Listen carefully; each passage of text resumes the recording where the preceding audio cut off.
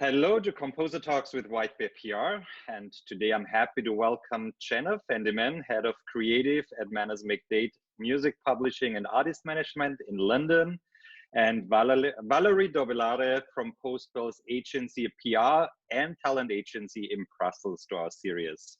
Hello to England and Belgium. How are you? Hi. Hi. Before we start, Valerie and Jenna, could you please introduce yourself a bit, how you got into the music industry, and also how you ended up at Postbill's agency and at McDade, and what you do there? Will I start or Jenna? Valerie, start, yeah. Okay. I think most of you know me while I was still working at Filmfestival and World Soundtrack Awards, where I started working as a volunteer while I was still studying literature, actually.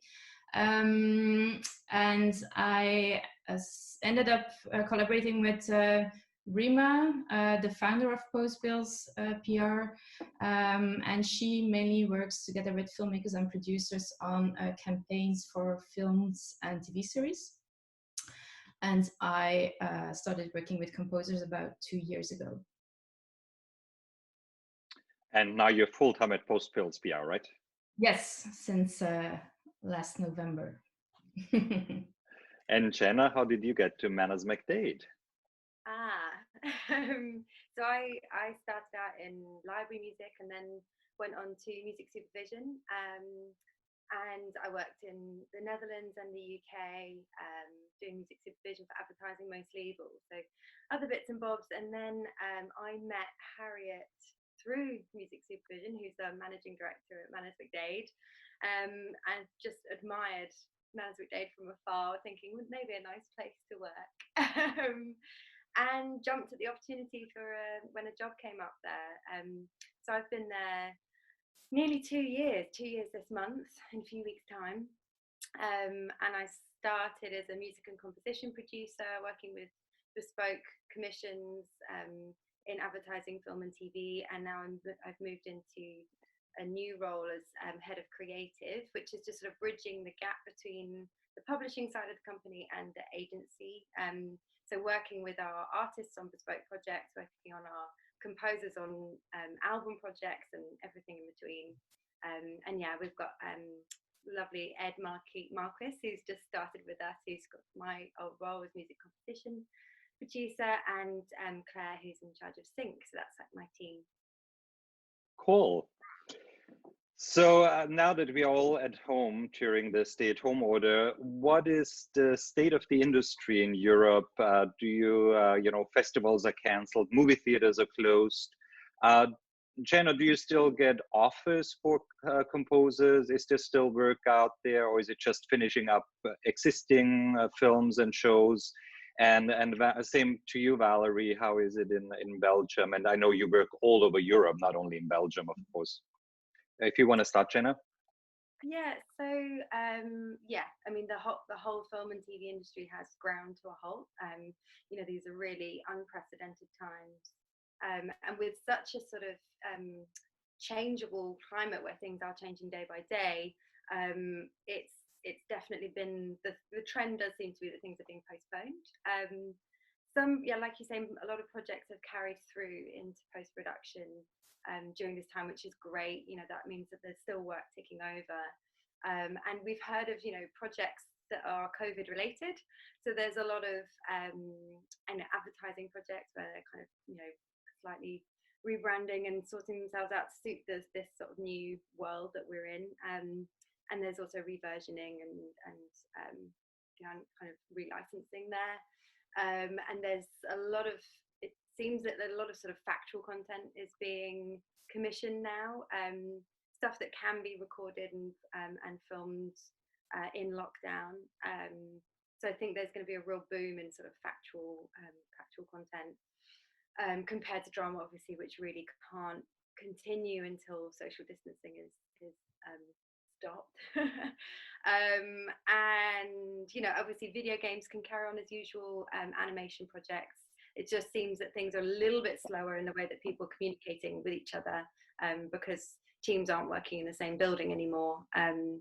So things do seem to be a little slower, but yeah, we're positive. We're just sort of trying to be as flexible as possible with this sort of daily changing climate. Do you think also in the documentary filmmaking world there will be more work? There was an article in the LA Times just a few days ago that they predict, especially in the doc world, there will be more projects, and even during the COVID-19 lockdown, there is projects that are going to be finished. Yeah, absolutely. I think, there's going to be a lot of archival documentary based. Obviously, that's something that can carry on without filming. And I think there is going to be a lot of content around this. We're living in a time where, no one has ever seen anything like this. So it's a new kind of moment in history, and I'm sure everyone's trying to document as much as possible of that. So yeah, there's and I've also heard of some sort of Zoom content and stuff filmed on iPhones, and everyone's sort of trying to work around this environment and still create things, because I think for a lot of people creativity is a compulsion as well as a job. So people are trying to make it work. Creatives are getting to get creative again, I think. Valerie, how is it for you? Do you still get to promote projects? And also, has your workflow, your outreach to media and how you pitch, has that changed somehow now with, do you need to be more creative? Is press still hungry for content in Europe? Yeah. The first 2-3 weeks we had to reorganize quite a lot of events, and we quite depend on, we really focus on art house cinemas and film premieres at festivals. So all of those projects were cancelled, postponed. Some are still going on but online. So that was, kind of a tough 2 weeks, I would say, but there's still other projects being released on streaming platforms. There's some artists are taking advantage of the fact that they can release their solo album now instead of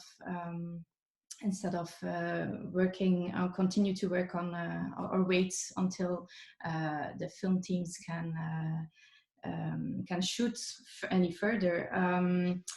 All of the post-produced projects or projects that were still in post-production are still going on. The only problem is that they don't know what to do with the release. So we're waiting on lots of more details for lots of the projects. But I have the feeling that everyone's getting organized now. Cannes is going to do their marché online. There's other events that are taking online initiatives. It's a bit difficult to see what the impact of those will be. There's definitely going to be a gap, that's for sure. But I have the feeling that that gap is going to be more throughout summer, maybe, because some of the projects were still can still be developed any further. It's just anything related to shootings, also advertisements that needs to be shot is also being postponed, obviously. And in terms of press, some are very hungry for content, and others are just being some of the journalists cannot work on the usual stuff, and they are integrated into the COVID-19 teams, covering very different news than usual. So it really depends. It's interesting because you would think that, yes, you need to report on a COVID-19, but audiences really want to get their head off and actually read about music, read about just regular news, and get their head off COVID-19, I think, So. Yeah, but anything that is related to any social events, such as a film premiere, a festival, or concerts, I have the feeling that a lot of people are still waiting to see how it will evolve, because some would, it's impossible to replace everything by online content anyway. So I'm not sure that everyone is going to kind of find a way. I know that in Scandinavia they're hosting concerts for an audience, of course, but I don't see that happening for film festivals, for instance. Mm-hmm. Yeah. So for composers not working right now or being home, what advice would you give as an agent and as a publicist? What can composers focus on to generate income once this is over? Is there anything they can do as far as research or reach out and use this time creatively, but also, you know, as far as publicity, you know, getting their promotional materials ready, maybe. You said that, you know, some composers work on the solo album, something they might have put off for a long time. And then also, I don't know if this is the time to submit music to libraries. Maybe maybe you want to start, Valerie, on the promotional aspect? Yeah, I would definitely say that this is a time now, perfect time for to work on bios, on reels, but on their websites, anything. But also, I think it's a perfect moment also to watch a lot of films, to catch up on classics, to listen to other scores, and kind of rethink the entire context that they are working in. Indeed, as you said, do some research on filmmakers they might want to work with in the future, on festivals they want to submit material to. Yeah, I would see it in a broader sense than just rework any bio or reel or SoundCloud. Although that needs to be done too. Yeah, definitely. Please, yes. And Jenna, what can people do as far as, you know, research and, you know, how is there a way to look for future productions or connect with filmmakers, or, you know, how can we use this time and make the most of it, really? So I guess my number one piece of advice would be to be very mindful when it comes to contact. So contacting someone that you know fairly well can actually be a really, I don't know what the word is, you can connect with people in a different way at this time. I think, you know, people know that there's not much work out there, so the contact is no longer about work, and it may be about, you know, just a human connection. So, you know, talking to existing contacts, I think, is really important. And, you know, I think everyone wants a little bit of a break from COVID news to talk about what they love, talk about film and music. So, yeah, being really mindful of that contact, but maybe not pushing the sort of new business contact, because, you know, you don't know who you're emailing, what their situation is. You don't know whether they're unwell, whether they've been fired. You know, it's a really difficult landscape for any new connection. So I think it's about just sort of being quite patient and mindful as we slowly creep out of this situation, choosing the right moment, and yeah, I think, yeah, being considerate. And then in terms of the things that composers can do outside of kind of the networking side of things, yeah, bios, website overhauls, reels. I mean, we sort of help our composers gather reels together. We use a program called Disco, and you know, we kind of gather reels based on specific projects, but also more general reels. And I think it's really useful to maybe, even if you do have an agent, speak to your agent about what that reel might look like when we come out of this period. And also, yeah, any sort of research into projects that were maybe postponed. You know, there won't be any dates as to, no one knows when they're going to get going again, but maybe there's some in mind that you'd like to target. I'm sort of preparing reels and emails and all sorts, just for when the moment's right. So they're just all there, kind of ready and waiting. So, you know, it's just being as prepared and organized as possible for that moment. And yeah, then album projects, you know, all of our composers have an album project that they'd love to get on with, and there's a, you know, never the moment, never the time. So now is the perfect moment for that. And it's been a really fun thing actually working with some of our composers on some really beautiful releases. I mean, it's a strange time to release albums, but you're not, you know, especially if you're a touring artist, the live content really helps, you know, push everything back to the album. And yeah, I'm sure Valerie has this, you know, understanding the difference of the way that with the way that PR is kind of being received at the moment. I think if you have an album and it's kind of already underway, releasing it is no bad thing because people are kind of at home and ready to listen. But I think if you have the luxury to maybe postpone it or think about a different release date, it's an interesting one to really look at all angles. Because depends on how important the live aspect of the album is, I guess. Yeah, exactly. Yeah, I mean, it's a good time to release soundtracks and so the more sort of passion projects, I think that's a really great time to have that, especially if it's just purely about getting more stuff on Spotify and being visible on Spotify, then why not?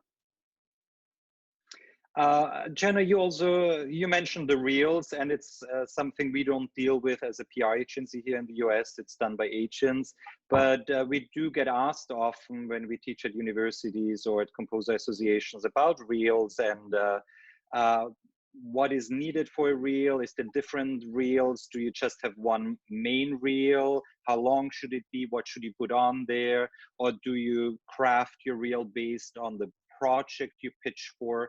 Can you talk a little bit about that, please? Yeah, absolutely. So I find that the sort of old school show reel, which was, slices of edited footage with music underneath, it just doesn't quite work. And there's something about it that feels old school, and it doesn't always portray exactly what you want to show of how that music is working to image. I would think of, if you wanted to send music to image, think of a selection of images and videos that you could send that display a kind of broad range of what you're working on. I mean, I think with reels, you do want to get a sense of what that composer's sound is. And it's really important to have a strong identity and a strong sound.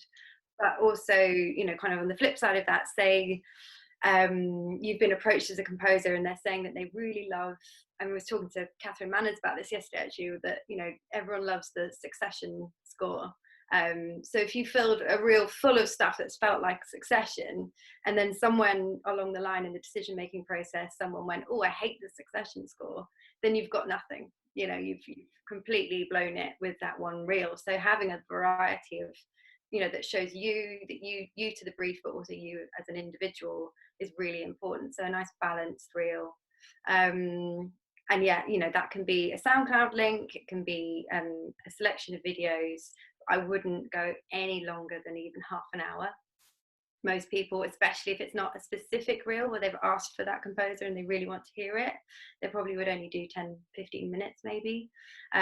So first 3 tracks, most important thing. And just keep it short and sweet and nice and varied, and just displaying exactly who you are as a composer. Mm-hmm. So when you say SoundCloud, does that mean it doesn't necessarily, it can be the music only, it doesn't have to be the picture? Okay. Yeah, I actually prefer, I mean, we get composer submissions all the time, and I like a mixture of videos and music, but I think generally just hearing the music is enough in a lot of ways, but also thinking about the credits as well. And we do live in a world where, much as I'd love for everyone to listen to the music and take it on its merit alone, people are impressed by credits. So if you have a big film, that's was what you're best known for, then you put that number at number 1, even if it maybe doesn't necessarily work to the specific brief that you're looking to. It still could be a really important thing for people to know that you've scored that. And you may love a cue that was kind of nestled into some very, very small project. Perfectly fine to put that in the reel, but maybe not as number 1.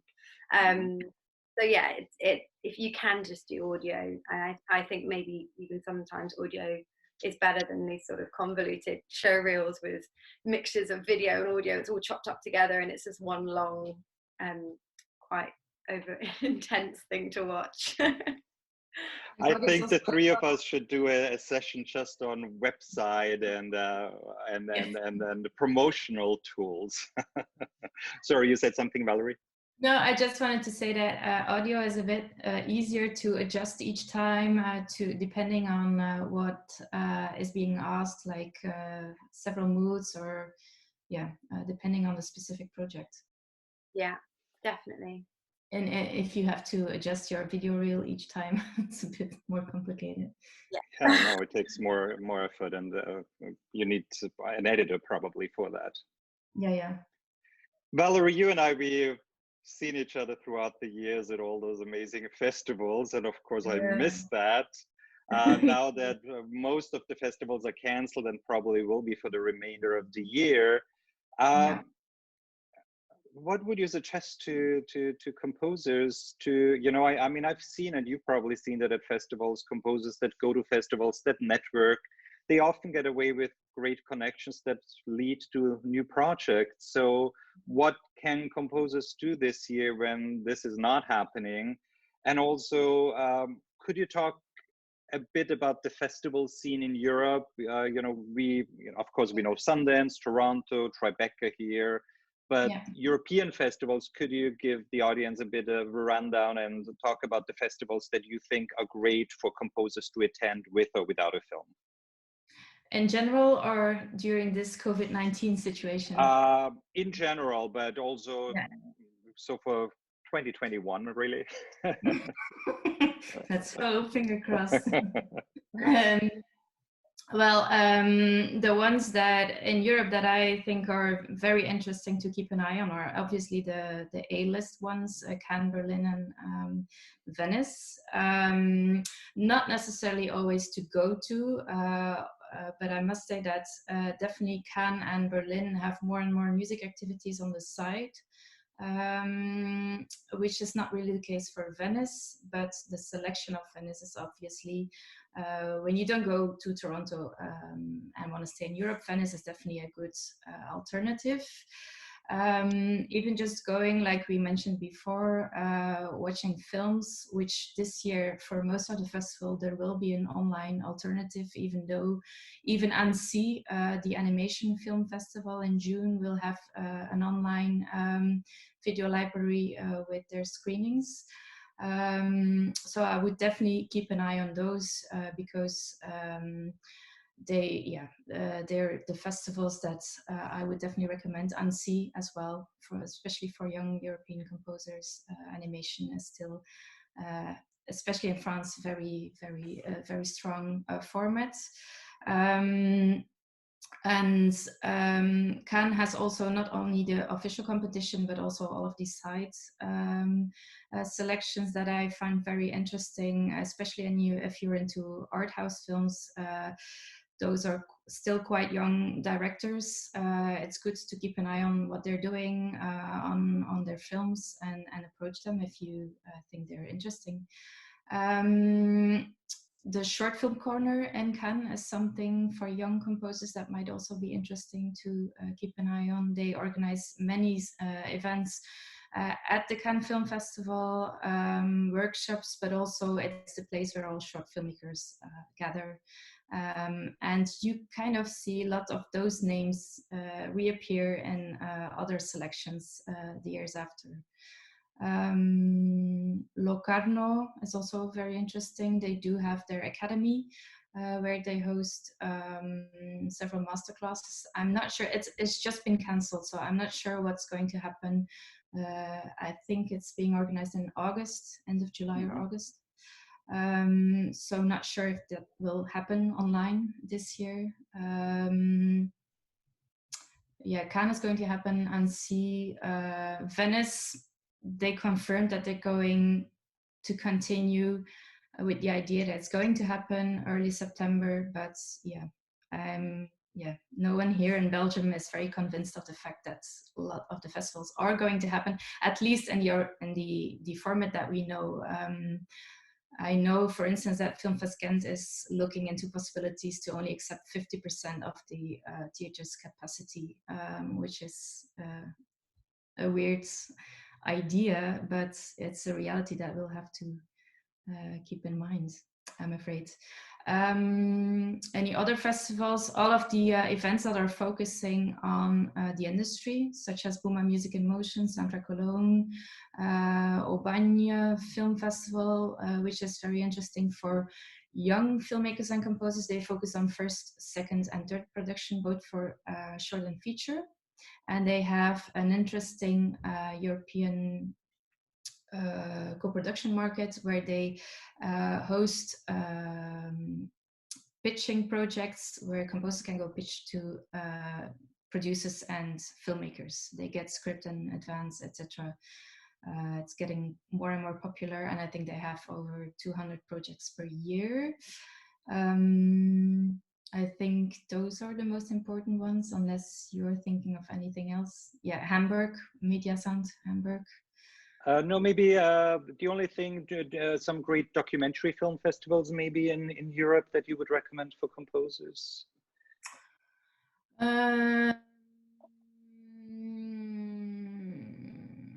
I know one here in Belgium, but they don't do really, Okay. which is a quite big one. ITFA, obviously, in Amsterdam, I think is one of the biggest. Doc Leipzig. Mm-hmm. But all of those don't necessarily host composer projects. I know that Annecy, for instance, the animation film festival, they do a masterclass with composer each year. There's another one in France that is happening in the mountains in December. Everybody's skiing to the festival, but I forgot the name. Anyway. There's Sheffield Film Festival. Sheffield, yeah. Sheffield, yeah, of course. Go to every year. It's a lovely festival, and there's CPH Docs as well, which I'm sad to miss this year. In Copenhagen, yeah, in March. They had to cancel very last minute this year. So sad. Yeah. So tons of festivals to attend. We just need to open them again and be able to travel to actually go there. And in the meantime, do it virtually. And I know some of the festivals also try to do networking events and meet and greets and matchmaking and stuff like that. Valerie, one more question to your previous job at the World Soundtrack Academy. Yes. I'm still, a lot of composers I talk to are not aware of the Discovery of the Year award, which composers can submit themselves to. Yes. Can you talk a little bit about the rules, but also about the benefit submitting to the Discovery of the Year award, but also to other awards, you know, even if it's maybe a smaller project, but what is the benefit of submitting? At the World Soundtrack Awards, the award where you specifically need to submit your material is the Discovery Award. All of the other categories are open to any suggestions of anyone, actually, the Academy, the board. But for the Discovery Award, the criteria are quite severe. You must have scored at least one feature film. It's not open for documentary and shorts, unfortunately. Not for TV neither, so it's really feature film fiction only. And a maximum, I think between 1 and 5, they changed the rules a little bit. The benefits, of course, the most obvious benefit is the fact that when you're a nominee, you're invited to the festival. You get to attend all of the music activities and networking events with all of the attending agents and all other professionals. I think there are about 200 attending film music professionals each year. Agents, but also music supervisors, labels, etc. If you're not nominated, if you win, you're invited the year afterwards to present your music to the audience, and it's being performed by Brussels Philharmonic. If you not win, I would still suggest to participate, because the materials being shown to the entire advisory board of the World Soundtrack Academy, which members are all very active in the international film music industry. And I know of a couple of composers that have been submitting several years and that at a certain moment got nominated or won. So I think all nominees so far and winners are names that are getting more and more known. There are many other reasons, because it's not only due to the Discovery Award, but I think it's a good platform for young composers. Yeah, and I think in general it's very important to submit not only Discovery of the Year, and as you said, the advisory board. It's heads of music from big studios, PROs, agents. So it's name recognition also year after year to submit and be seen there. And it's the same. It goes all the way to the Academy of for the Oscars. To be on the list of eligible films, just to have your name out there. And that's why I think it's important to submit your projects and be proud of them. And sometimes you never know, an agent might check your material and think, oh, that even though he's not nominated, this might be a composer that fits our roster. Or last questions. If the advisory board members have time to go through, but they are supposed to go through everything. They are. I know one advisory board member that has the time or takes the time. So Jenna, you and I both serve on the board of directors for the Alliance for Women Film Composers. Valerie, with you, I teach a class at Soundtrack Cologne, the Summer School for Women Film Composers. So this topic of women composers is dear to the three of us. But can you talk specifically a bit about the situation in Europe and how it has changed over the last few years, what progress has been made? And Jenna, can you also talk specifically about the Compose Her concert that happened, almost 2 years ago? No, was it? Yeah. No, was it last June? No, last June. It was last year. Was it last June? Yeah. So the Compose Her concert was masterminded by Harriet Moss, Manus McDade. The Alliance contributed, and we had all sorts of other contributors. It was a real kind of industry-wide gathering where we just all kind of chipped in to have 12 different women composers have their works performed by the LCO. It was at Earth in Hackney, and we've got all sorts of plans for future concerts. We were meant to be thinking about the next one, but we'll see what happens. But it was just a really amazing opportunity for women composers to show their different works in different genres as well. So it's games, film, TV, and we had composers like Jocelyn Pook, Carly Parody, Jessica Jones, who was like our NFTS graduate kind of alumni. We had got Kate Simcoe. I mean, it was such a varied range of incredibly talented people, and it was just a really heartwarming thing as well to see the whole industry come out in force. At Manus McDade, nearly all of our composers that we represent were all there, supporting our composers on stage, and it was a pretty special event. It was great. Yeah, I hope it's going to happen again. Yeah, it will. We just don't know when, but it will. So how has the situation for women composers changed over the last few years? The awareness, can you I don't know if you have some numbers also that you can talk about, and also, Valerie, and if you can chime in a bit. Numbers are a tricky one. I feel like it's a very under-researched area. I set up something called the Women Composers Forum just over a year ago. Now that's sort of merged with the Alliance for Women Film Composers. So we've kind of scooped everyone up together, and that network is always growing. And it's a really lovely supportive network of women composers, but also male composers who are wanting to join in and be a part of the story. So yeah, I feel like awareness is really improving. And it definitely feels as though people are trying to consider diversity in all aspects of hiring in the entertainment industry. So it's not just with composition. But I think there's, like with any topic like this, there's always some way to go. So yeah, I would love to know some more recent figures. I mean, I know that the PRS have registered 17% of their, in 2019, I think it was 17% of their writers were women, but then that's, you know, everyone from vocalists and artists and, you know, recording artists to composers. So yeah, I wish I had some more up-to-date figures. Valerie, how do you think the situation changed over the last few years in Europe? Has it changed? Yes, there is more and more awareness, but there's still a lot of work to do, especially in all the different European countries. I know that in France there is a group of women film composers but it's on the mainland Europe, one of the first, next to the Track 15 composer in Germany that I know of. In Belgium there's nothing. In Scandinavia I'm not sure, but in Spain neither. So I think there's still a lot of work to do.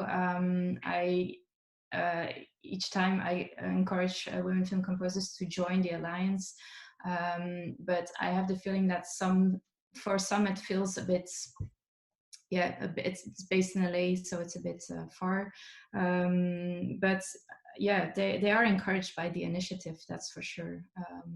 But there's still, in order to gather all several initiatives, we're still at the starting point, I think, on mainland Europe. And having the Alliance for Women Film Composers, definitely a good encouragement.